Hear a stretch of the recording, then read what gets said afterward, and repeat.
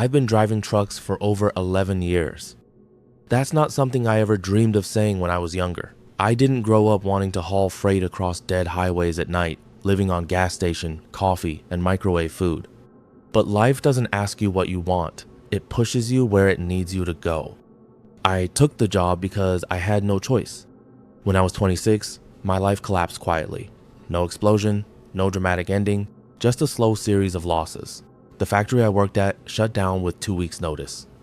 My marriage had already been in crisis, but losing my job finished it. My wife packed her things and lived while I was still pretending everything would work out. Rent was due, bills stacked up. I remember sitting in my empty apartment, staring at the walls, realizing that nobody was coming to save me. That's when I saw an advert on the television. One of the biggest trucking companies in the state. You will know the name if I said it. The company have a blue logo with thousands of drivers across the state. They didn't care about my past, only that I could pass a drug test and keep the wheels moving. They trained me fast. I mean, too fast, if I'm being honest. A few weeks behind the wheel, I was responsible for delivering 80,000 pounds of steel and cargo.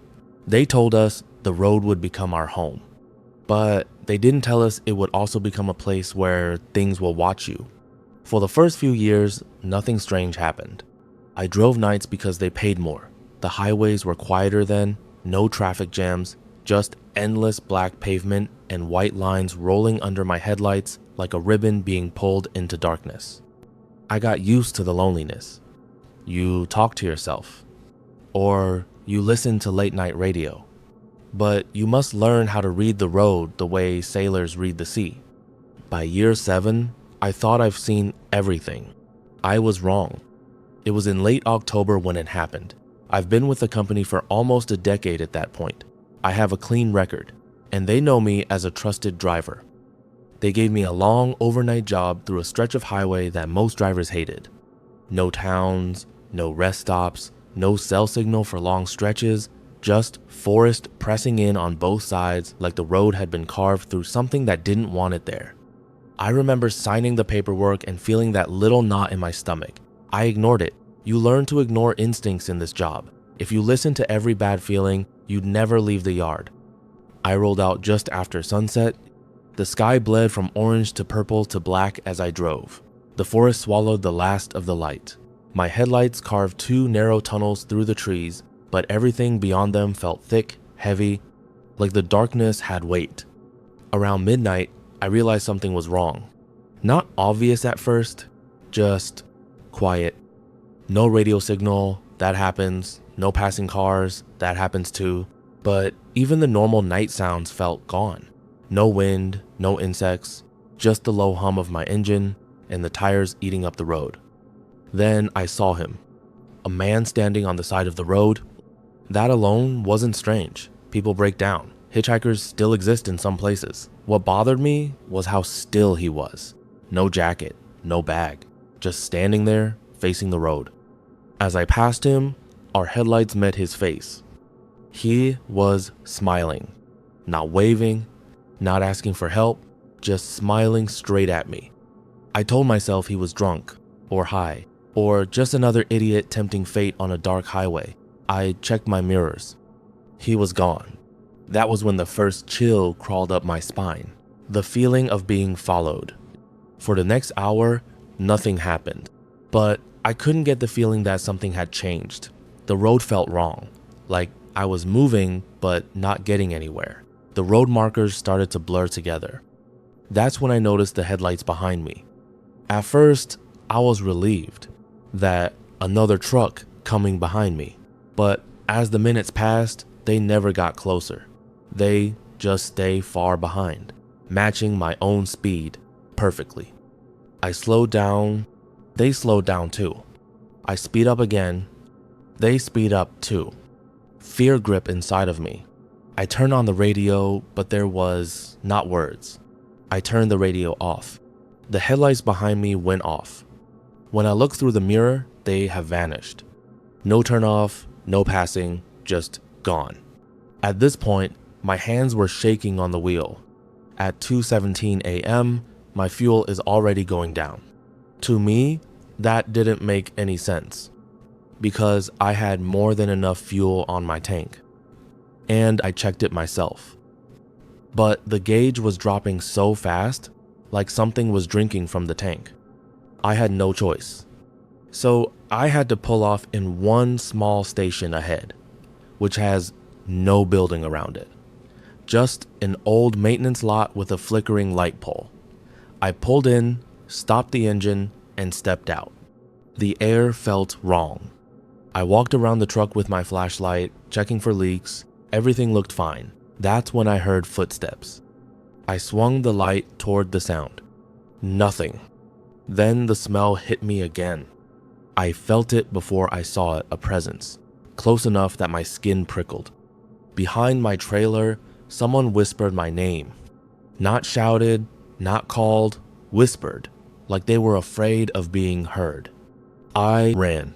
I didn't look back. I jumped into the cab, slammed the door, locked it, and fired the engine. The truck lurched forward. As I pulled back onto the highway, I glanced in the mirror. Someone was standing under the flickering pole light, smiling. Same man from the roadside.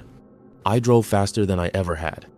Mile after mile blurred together, but the forest never changed.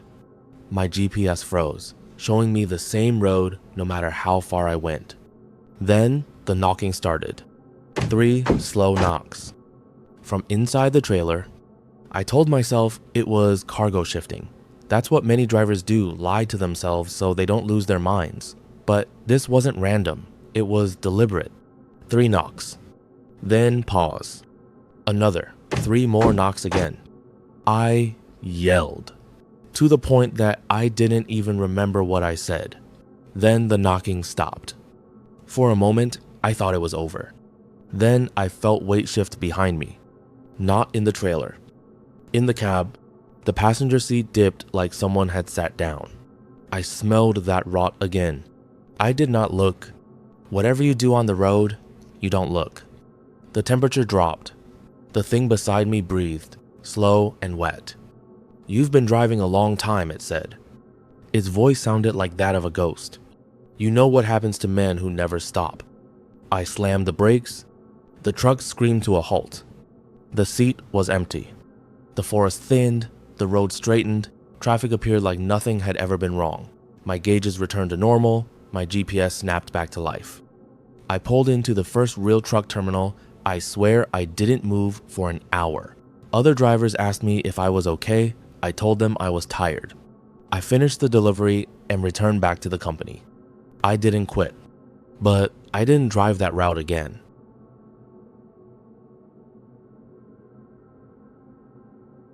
By the time this happened, I had been driving trucks for 11 years. 11 years of highways, back roads, interstates, and forgotten routes that don't even show up on maps anymore. I had survived things that I don't talk about. I had learned when to ignore fear and when to listen to it. I had rules. Highway rules I wrote for myself. No unmarked stops. No mysterious reroutes. No helping strangers at night. I thought those rules would keep me alive. I was wrong. It started when I took one job because it was supposed to be my last night run. That's the part that still hurts the most. I had already told dispatch I was switching to day shifts. My body couldn't take nights anymore. The silence, the memories, the feeling that the dark knew me too well. This load was just one more run, easy money, familiar route, in and out. I almost didn't take it, but the pay was good. And after 11 years, you stop believing the road can surprise you. The route cut through the northern part of the state, full of mountains and thick forest. I had driven it dozens of times, and I knew every curve, every rest area, and every place where fog liked to settle after midnight.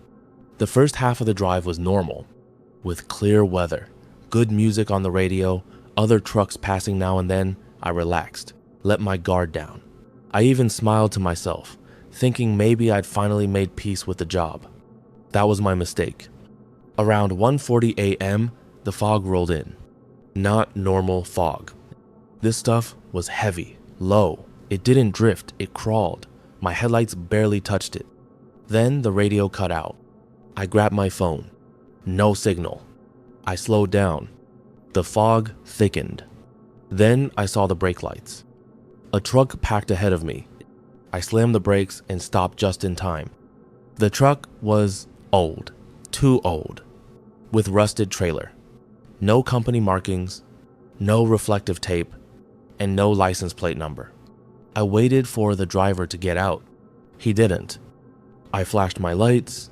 Nothing. I grabbed the radio. "Hey driver, up ahead, are you all right?"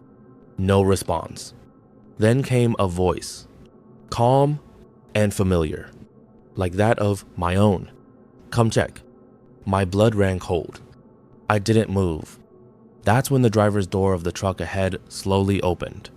No one stepped out. The door just hung there.